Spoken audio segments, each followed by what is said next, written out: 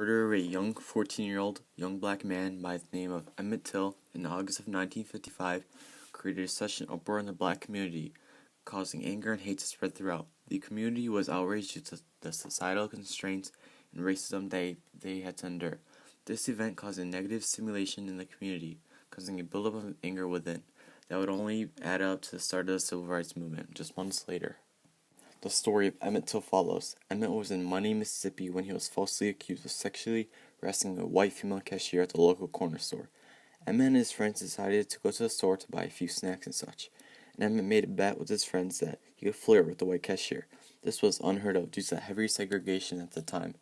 It is believed by many that Emmett had simply flirted with her by whistling when the young teens had left the store, though it was reported by the white cashier that he had made sexual advances towards her, and because of that report, the consequences were devastating. Emmett Till was known to be quite the jokester of his time. He received the nickname Bobo because he was known for clowning around. Emmett had grown up in the middle-class neighborhood of the southern part of Chicago. Emmett was known to be a light-hearted, funny, and responsible young man. He had attended McCosh Grammar School, a segregated school where he had acquired many friends. Even though he was a chubby young man, that didn't seem to hinder his abilities to make friends. Emmett's mom was as well known to be a very responsible, hardworking, and smart young woman with outstanding achievements. Emmett's mother worked very hard to provide for her and her son. They were a family of two due to her husband leaving her while Emmett was unborn. She excelled both academically and as well as professionally. She had achieved the honor roll at her school. She was only the fourth black woman to graduate and the first to achieve honor roll from her school. Emmett's mom was a very hard young working mother that only wanted the best for her child. Approximately 4 days after the store incident, the cashier's husband Roy and his half-brother J.W. had kidnapped Emmett from his house at 2:30 in the morning. They had beaten him senseless with injuries that are so brutal that his face was unrecognizable by the end of it. They had beat Emmett very harshly and brutally, then proceeded to shoot him in the head and then tied him to a large metal fan, then put his body in the water. Days later, Moses Wright, one of his relatives he was staying with, had reported the disappearance, and the cops of course found him in the Tallahatchie River, beaten senseless to the point of complete destruction of the facial features.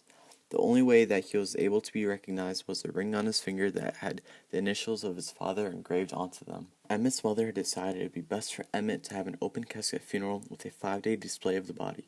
His mother had made this decision just to show how brutal the condition of his body was.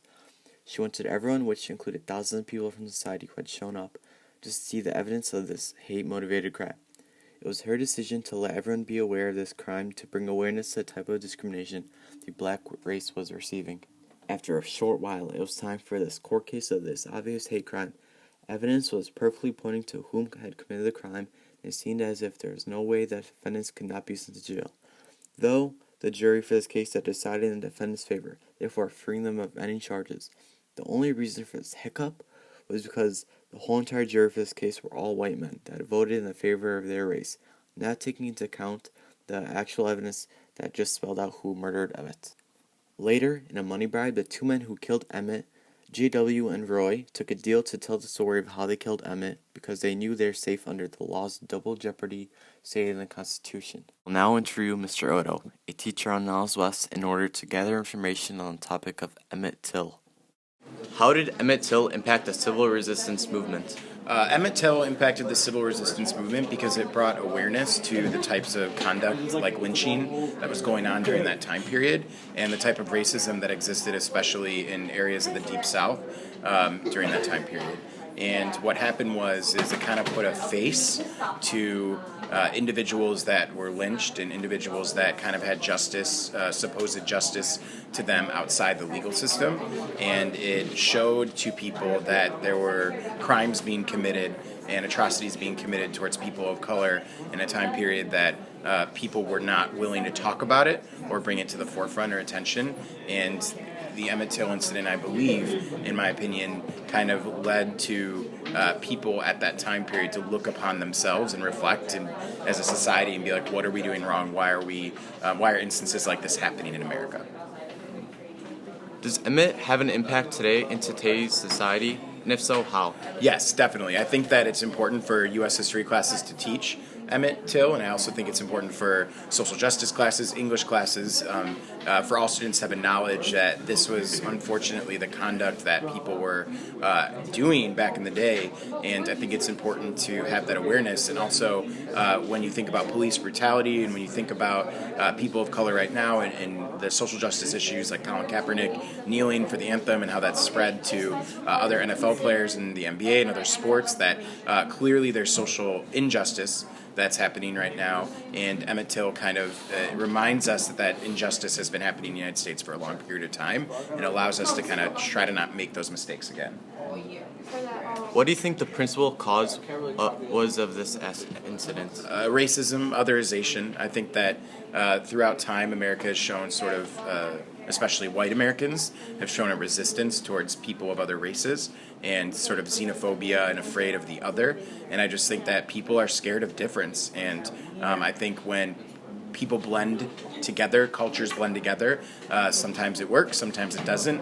And I think America is sort of like a testing ground of different cultures coming together and unfortunately experiencing racism and xenophobia due to the fact that not everyone gets along.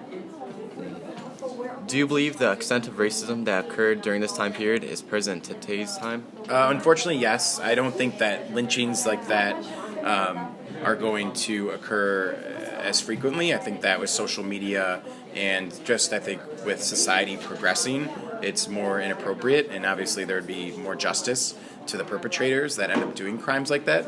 However, I do think that racism exists, and I think that right now with the current political climate, a lot of people are holding on to their identity way more, and a lot of especially white men feel very disenfranchised right now, and I think that brings about racism more. Do you think something like this can happen in today's society? Unfortunately, yes. I think it's harder to happen, and I think justice would be brought to the people that committed the atrocity much swifter and quicker. I also think that in today's society, it would be condemned much quicker. However, I think that unfortunately, right now we're at a precipice of our racial relations, and I think we've taken a lot of steps back since the election of Donald Trump in terms of where we're moving forward in terms of race relations. All right, thank you so much, Mr. Oddo. You good? Yes.